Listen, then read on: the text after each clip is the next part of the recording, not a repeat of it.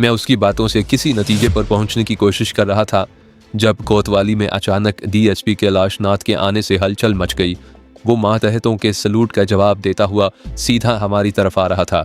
उसके चेहरे के तासुरात बता रहे थे कि वो बहुत जोश में है और वो जोश किसी खुशी का सबब था। मेरे अलावा सीताराम ने भी उसे नज़र घुमाकर देखा, फिर दीवार से टेक लगाकर बैठ गया। वो खुद को लाताल्लुक जाहिर करने की कोशिश कर रहा था, लेकिन कैलाश नाथ को सुबह ही सुबह नाजिल होता देखकर मैं समझ गया कि दाल में कुछ काला ज़रूर है। हवालात का दरवाज़ा खुलने तक इंस्पेक्टर ऑन ड्यूटी भी लपकता हुआ आ गया, लेकिन कैलाश नाथ ने उन सबको आहनी सलाफों से दूर रहने की हिदायत की। फिर वो सीताराम के करीब आकर बैठ गया। सीताराम ने आंखें बंद कर लीं। महाराज, कैलाश नाथ की जबान से सीताराम के लिए महाराज का लफ्ज़ जिस अकीदत से कहा गया उसने भी मेरे कान खड़े कर दिए। सीताराम आंख बंद किए बैठा रहा। अंदाज ऐसा ही था जैसे उसने कैलाश नाथ की आवाज़ सिरे से सुनी ही न हो। मुझसे एक बार भूल हो गई थी, अब नहीं होगी, कैलाश नाथ ने दबी जबान में कहा। फिर अपना सीधा हाथ सीताराम के कदमों पर रख दिया। सीताराम ने आंखें खोल दी। एक लम्हे तक डीएसपी को ऐसी नज़रों से घूरता रहा जैसे अभी तक उसकी आमद से बेखबर रहा हो। फिर उसके होंठों पर मायनी खेज मुस्कुराहट फैलने लगी। थोड़े तवक्कुफ के बाद मध्यम आवाज़ में बोला, तू आ गया? मैं अभी तेरे ही बारे में सोच विचार कर रहा था। महाराज, तुमने जो कहा था वो सच साबित हुआ। मैं अभी धीरज रख बालिक। सीताराम ने हाथ उठाकर बुजुर्गों के अंदाज में उसे खामोश रहने की तलकीन की। कुछ जोगी को भी बोल लेने दे। कहो महाराज, मैं सुन रहा हूँ। कैलाश नाथ ने बड़ी अकीदत से कहा, जो बात तू मुझे बताने आया है वो मैं दूर बैठे बैठे ही जान चुका हूँ। मेरी नज़रें सिर्फ मन के भेद ही नहीं, धरती के कोने कोने में देखने की शक्ति रखती हैं। सीताराम ने बड़ी संजीदगी से कहा, मैं जानता हूँ कि तू अभी कहाँ से आ रहा है। सीताराम संजीदगी से बात जारी रखते हुए बोला, जो हुआ वो अच्छा नहीं हुआ, पर भाग के लिखे को कोई मिटा नहीं सकता। वो बड़ा ज्ञानी ध्यानी था, बड़ा बलवान था, उसकी शक्ति भी अपरंपार थी, परंतु जब समय आ जाए तो मनुष्य हाथ पर हाथ धरे रह जाता है। उसका ज्ञान ध्यान भी किसी काम नहीं आता। भगवान और देवी देवताओं के फैसले अटल होते हैं। एक दिन सबको चिता की आग में जलकर राख होना है। मुझे इस बात का दुख सारा जीवन रहेगा कि मैं इलाहाबाद में होते हुए भी उसके सोग में शरीक नहीं हो सका। मैं पूरी तरह हुमातन गोश था। सीताराम बड़े ड्रामाई अंदाज में किसी ज्ञानी ध्यानी की मौत का जिक्र कर रहा था। मैंने भी यही नतीजा अखज़ किया था कि वो रात शीशनाक की शक्ल में किसी की जिंदगी का चिराग गुल तर के वापस आया होगा, लेकिन वो था कौन? मेरा जहन फिर कलाबाजियां खाने लगा। मेरे होते तुम किसी बात की चिंता क्यों करते हो? कैलाश नाथ ने तेजी से कहा। उसकी अर्थी आज शाम को उठेगी महाराज। मुझे आज्ञा दो, मैं तुम्हें अपने साथ ले जा सकता हूँ। कोई एतराज नहीं कर सकेगा। नहीं बालिक, ऐसी भूल ना करना। सीताराम संजीदगी से बोला, मुझे 2 रोज और यहाँ पड़ा रहने दे, उसके बाद दूध का दूध और पानी का पानी हो जाएगा। मैं दूर बैठा रहा तो इसी में तेरी भी बचत है और उनको भी विश्वास आ जाएगा जो अभी तक उसके गुण गाते थे। तू मेरी बात समझ रहा है ना? उसने कैलाश नाथ को तेज नजरों से घूरा। मैं तेरे उन वर्दी वाले यार दोस्तों की बातें कर रहा हूँ जो पन्ना लाल के लंगोटिया थे। तू भी उसे अच्छा समझता था, पर नतीजा क्या निकला? आज उस दोषी को तेरे ही हाथों गिरफ्तार होना पड़ा। सब देवताओं की कृपा है। मैं ठीक समय पर ना पहुंचता तो वो अपना काम करके निकल गया होता। कैलाश नाथ ने जोशीले अंदाज में कहा। अस्पताल के उस मेल नर्स को भी हिरासत में ले लिया गया है जो पन्ना लाल की देखभाल पर तैनात था। वो भी नहीं बच सकेगा सजा से। नहीं, सीताराम ने तहकमाना अंदाज में कहा, उसे छोड़ दे, वो निर्दोष है। जो आ गया महाराज, कैलाश नाथ ने बड़ी इंकसारी से कहा। फिर बोला, आईजी के अलावा मंत्री साहब भी चलकर मंदिर पहुंचे थे। सबने मेरी तारीफ की है। मंत्री साहब ने आईजी से मेरी तरक्की की बात भी की थी। वो ना करता तो भी तेरी तरक्की जरूर होती। सीताराम सरसराते लहजे में बोला, जोगी की जबान से जो बात निकल जाए वो जरूर पूरी होती है। ये भी कान खोल कर सुन ले कि अब भरी अदालत में पन्ना लाल अपनी जबान से कत्ल का इकरार करेगा और ये भी बयान देगा कि उसने मेरे ऊपर झूठा केस बनाने की कोशिश की थी। पर एक बात समझ में नहीं आती महाराज, कैलाश नाथ ने दबी जबान में पूछा, उसने तुम्हारे खिलाफ पर्ची कटवाने की भूल क्यों की थी? तू नहीं समझ सकेगा, लेकिन मैं जानता हूँ। सीताराम ने फिर ड्रामाई अंदाज इख्तियार किया। बात मेरी समझ में भी देर से आई। पहले आ जाती तो पंडित करमचंद्र महाराज का ये सेवक रास्ते की दीवार बन जाता। पन्ना लाल की घटिया चाल कभी कामयाब न होती। सीताराम की जबान से करमचंद्र का नाम सुनकर मैं चौंका। उसने एक तीर से 2 शिकार खेलने वाली बात बहुत सोच कर कही थी। शिकारी पन्नालाल नहीं बल्कि खुद जोगी सीताराम था, जिसने खामोशी से गिरफ्तारी पेश कर दी थी और जेल में बंद होने के बावजूद उसने अपनी मावराई कुव्वतों के जरिए ना सिर्फ पुजारी पन्नालाल को सूली तक पहुंचा दिया था, बल्कि अपने रास्ते के सबसे बड़े कांटे पंडित करमचंदर को इतनी खूबसूरती से मौत के घाट उतारा होगा कि उसकी रूह भी हैरान रह गई होगी। अब मेरे लिए क्या आ गया है, कैलाशनाथ ने बड़ी अकीदत से कहा। तुम जेल में बंद रहो महाराज, और मैं सब कर सकते हुए भी तुम्हारी कोई सेवा ना कर सकूं, ये बात मुझे शोभा नहीं देती।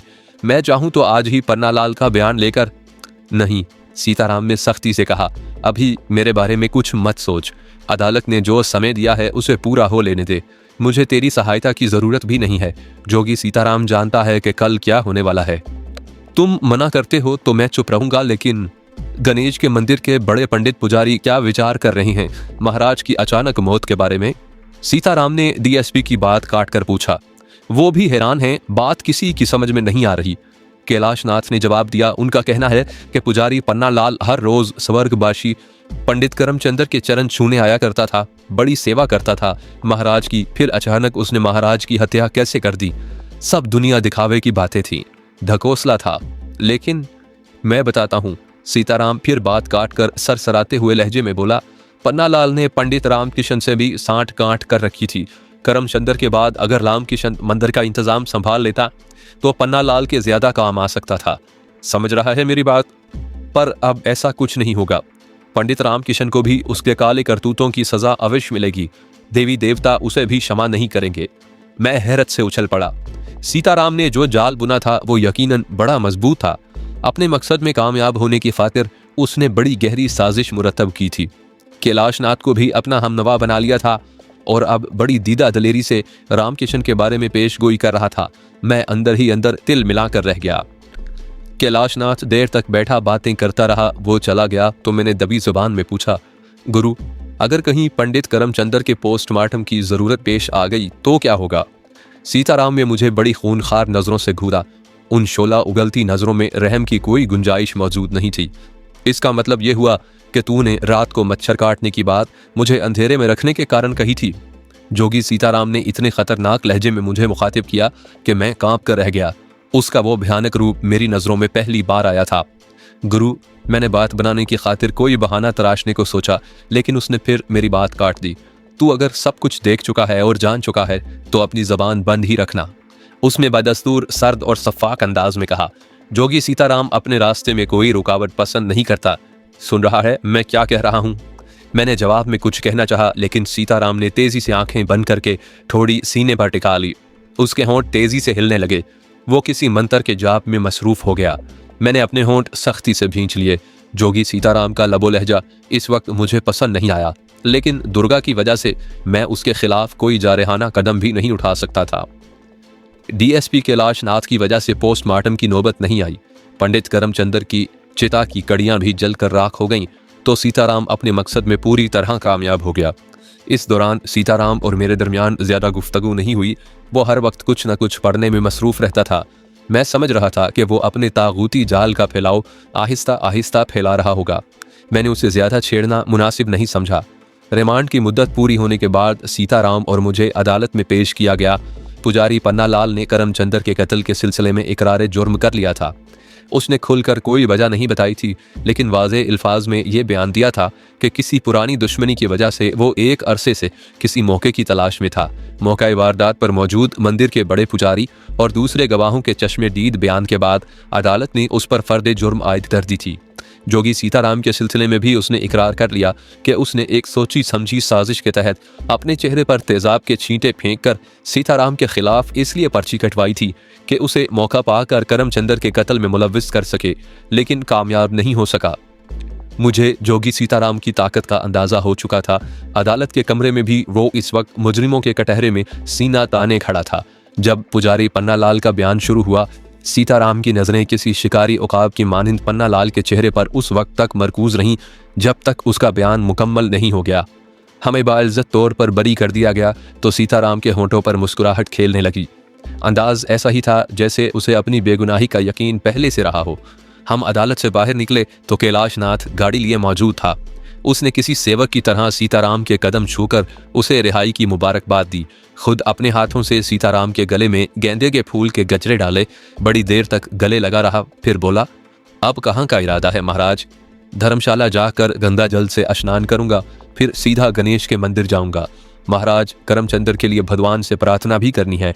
सीताराम ने बनावटी सोग का इजहार इतनी संजीदगी से किया कि मैं भी हैरान रह गया। सेवक को मौका नहीं दोगे महाराज? कैलाशनाथ हाथ बांध कर बोला, मेरे होते तुम धर्मशाला में ठहरो, ये कैसे हो सकता है? अभी जिद मत कर बालिक, हम सन्यासी लोग महलों के बजाय झोंपड़ी में रहना ज्यादा पसंद करते हैं।